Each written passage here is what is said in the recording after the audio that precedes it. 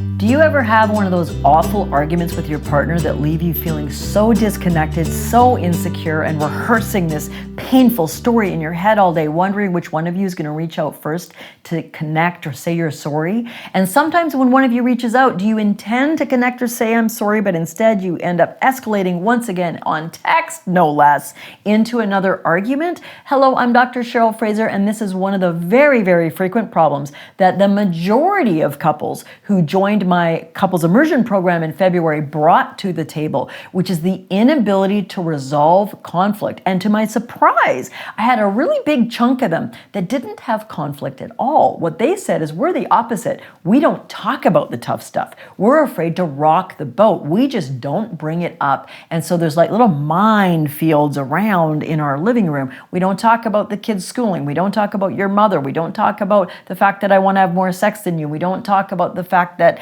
I make more money than you. We just don't talk about it. You're either a fighter or an avoider, and they're both really damaging patterns. But give yourself a break. Just like me, you didn't grow up knowing how to resolve conflict with your beloved. You didn't grow up with a set of skills on how to repair and apologize when you've had a disconnect. You didn't grow up learning how to stop a difficult emotional argument from escalating.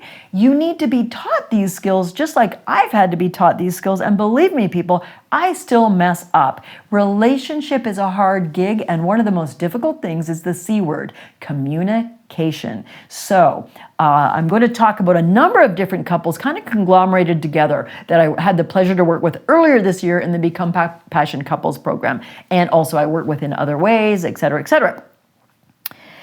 Basically, you can learn how to spot what's called a flooded destructive argument and how to stop it in its tracks. This is the most difficult skill couples master, which is using an effective timeout technique. I teach that in the program, and it was one of the toughest and most valuable skills any of the couples mastered.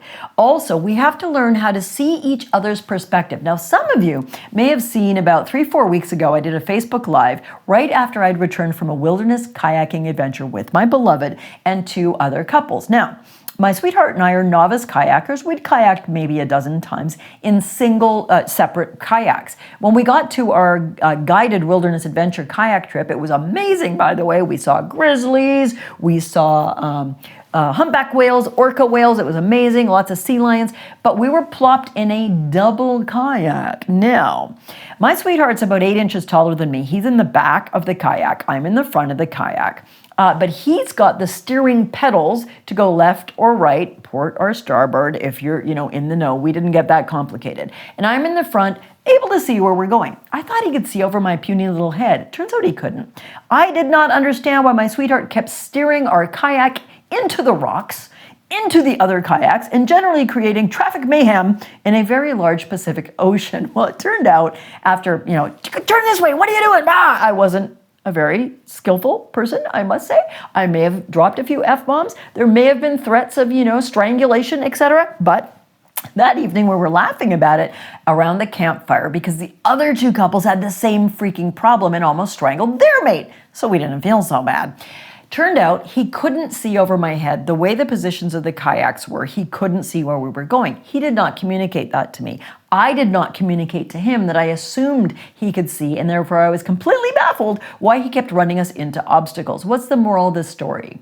One of the greatest skills in communication that I need to learn over and over, that I teach couples and that these couples in the program learn to, if not master, at least become way better at, is seeing your partner's perspective.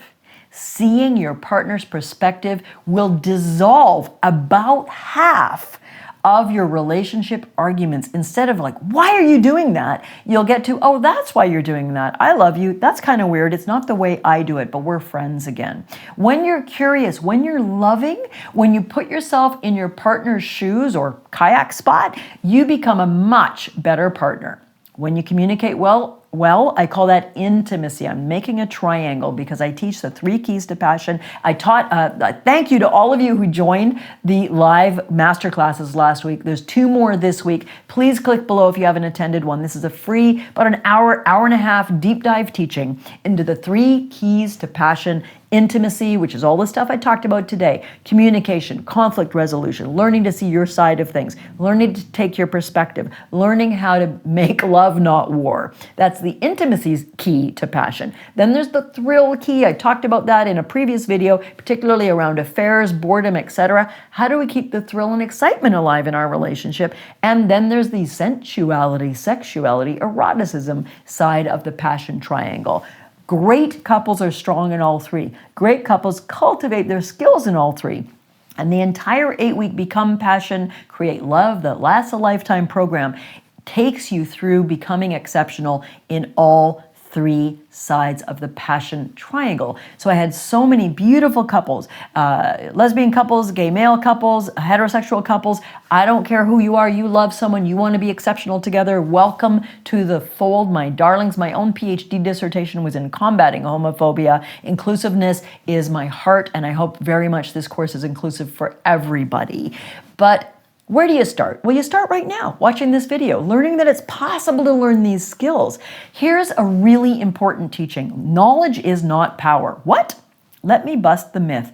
Knowledge is not power. We're told knowledge is power.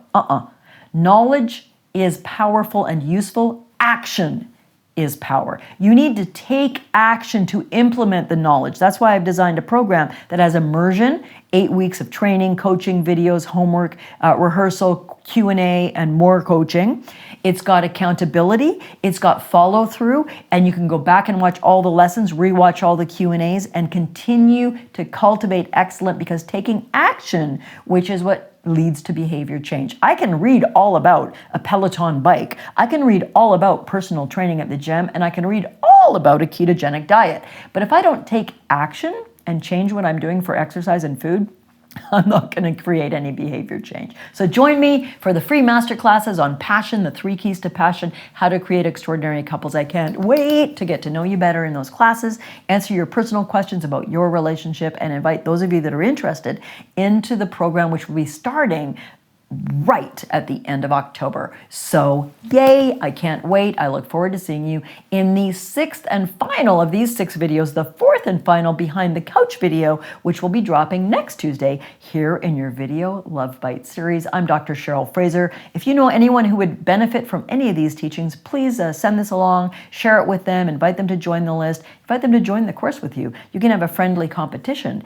to see who can become a more exceptional couple the most quickly. Okay, take care. I'll see you next week.